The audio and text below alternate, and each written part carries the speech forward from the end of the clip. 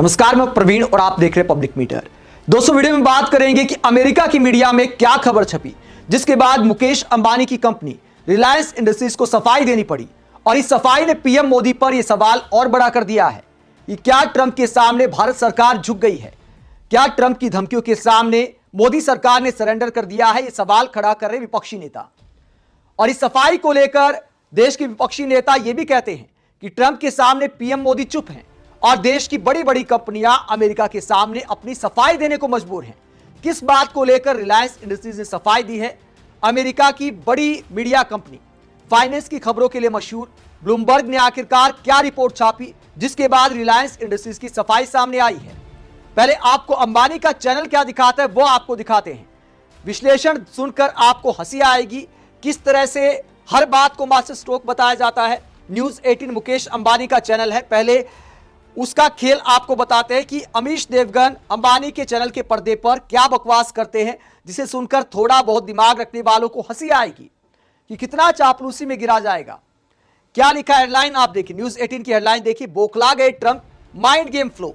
देखिए सत्य और तथ्य, और सत्य और तथ्य के साथ अमीश देवगन भाई साहब अंबानी के चैनल पर क्या बोलते हैं। कहते हैं कि ट्रंप रोजाना बकवास करते हैं, पीएम मोदी को उकसाते हैं, लेकिन पीएम मोदी उकसावे में नहीं आ रहे, बिल्कुल चुप हैं और चुप रहकर सबक सिखा रहे हैं। मतलब सामने वाला आपकी बेइज्जती किए जा रहा है, रोजाना भारत का मजाक उड़ाता है, भारत सरकार का मजाक उड़ाता है और यह कहता है कि पीएम मोदी मुझे खुश करना चाहते हैं। यह साफ तौर पर ट्रंप ने बोला और पीएम मोदी ये सारी बकवास सुनकर चुप हैं। और अमीश देवगन कहते चुप रहकर सबक सिखाया जा रहा है। ट्रंप के उकसावे में नहीं आ रहे पीएम मोदी, इसलिए बौखला गए हैं। ट्रंप को कोई जवाब नहीं दे रहे पीएम मोदी, इसलिए ट्रंप गुस्सा है। अगर ट्रंप को मुंहतोड़ जवाब दिया जाएगा तो मतलब ट्रंप का गुस्सा क्या शांत हो जाएगा? क्या बेइज्जती पर चुप रहना सबक सिखाना है? यह नई परिभाषा सबक सिखाने की आज हमने देखी है कि ट्रंप लगातार बोले जा रहे हैं और पीएम मोदी चुपचाप तमाशा देख रहे हैं। विपक्षी नेता डरपोक होने का आरोप लगा रहे हैं और अमीश देवगन कहते हैं कि यह तो कमाल की राजनीति है, कमाल की विदेश नीति है। ट्रंप इसलिए बौखला गए हैं क्योंकि पीएम मोदी चुप हैं। ट्रंप ने जो दावा किया साथ ही कि मुझे खुश करने के लिए भारत सरकार रूस से तेल खरीदना कम करने जा रही है, इस दावे की पड़ताल की बजाय अमीश देवगन कहते चुप रहकर सबक सिखाया जा रहा है। जहां तक तेल खरीदने के दावे की बात है तो उसे लेकर रिलायंस इंडस्ट्रीज ने सफाई दी है।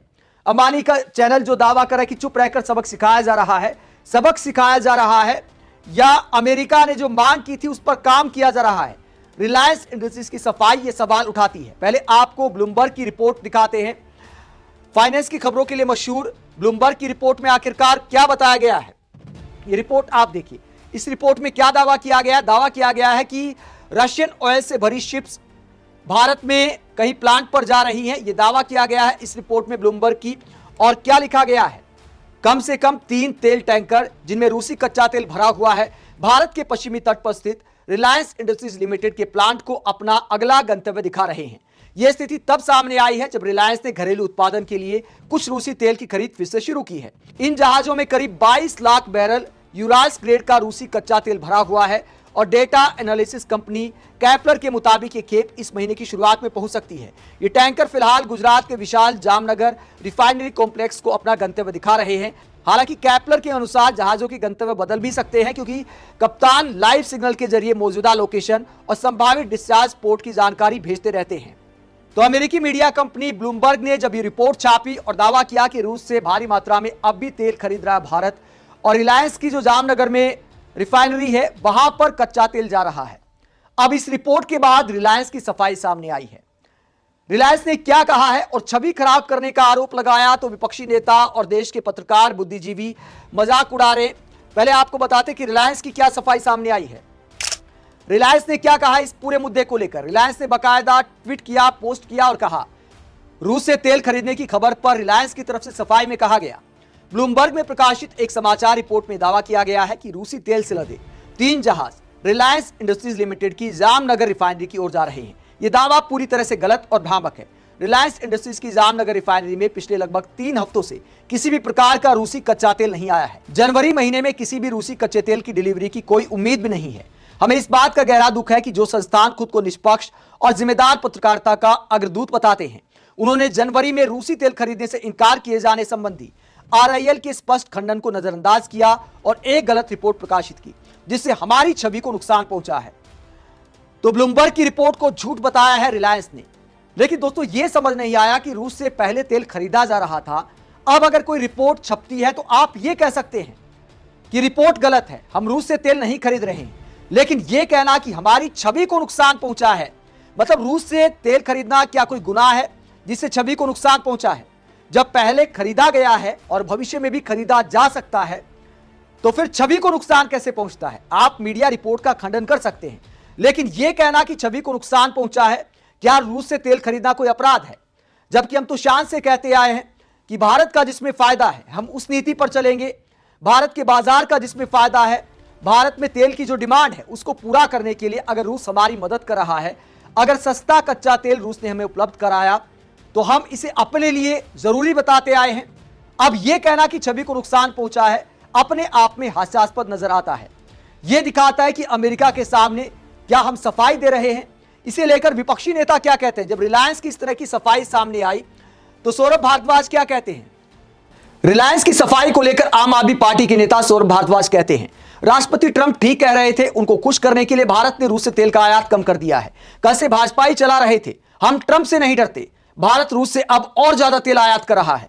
यह खबर अमेरिका सरकार और ट्रंप तक पहुंच गई होगी, इसलिए रिलायंस ने सच बता दिया। अब भाजपाई क्या करेंगे? तो सौरभ भारद्वाज सवाल उठाते हैं कि बीजेपी नेता और समर्थक जो दावा कर रहे थे कि ट्रंप से हम नहीं डरते, हम रूस से और ज्यादा तेल खरीदेंगे, तो अब रिलायंस की सफाई दिखाती कि रूस से तेल खरीदना हमने कम कर दिया है और जनवरी महीने में कोई तेल नहीं खरीदा गया है। इसे लेकर देश के वरिष्ठ पत्रकार क्या कहते हैं? वरिष्ठ पत्रकार नरेंद्र नाथ मिश्रा कहते हैं, रिलायंस ने उन खबरों का खंडन किया जिसमें कहा गया है कि कंपनी ने हाल में रूस से तेल खरीदा है। लेकिन रिलायंस इस तरह खंडन क्यों कर रहा है कि मानो रूस से तेल खरीदना अपराध हो? अमेरिकी दबाव का असर है क्या? वहीं वरिष्ठ पत्रकार कुमार सौरभ कहते हैं, ट्रंप ने कल कहा कि मोदी जी उन्हें खुश करने के लिए रूस से तेल खरीदना कम करते जा रहे हैं। अंबानी जी ने औपचारिक बयान जारी करके पुष्टि और सबूत पेश कर दिया है, रूस से अब तेल नहीं खरीद रहे हैं। भारत सरकार के विदेश मंत्रालय की डोनाल्ड ट्रंप के बयान पर कोई प्रतिक्रिया नहीं है। तो डोनाल्ड ट्रंप ने जो भारत का मजाक उड़ाया था, दावा किया था कि मोदी उन्हें खुश करना चाहते हैं, उन्हें पता है कि मुझे खुश करना जरूरी है। ट्रंप के सीनेटर ने मजाक उड़ाया था कि भारत के राजदूत मुझे कन्वेंस करने की कोशिश कर रहे थे कि देखिए अब हमने रूस से तेल खरीदना कम कर दिया है, भारत हर हाल में हमें मनाना चाहता है।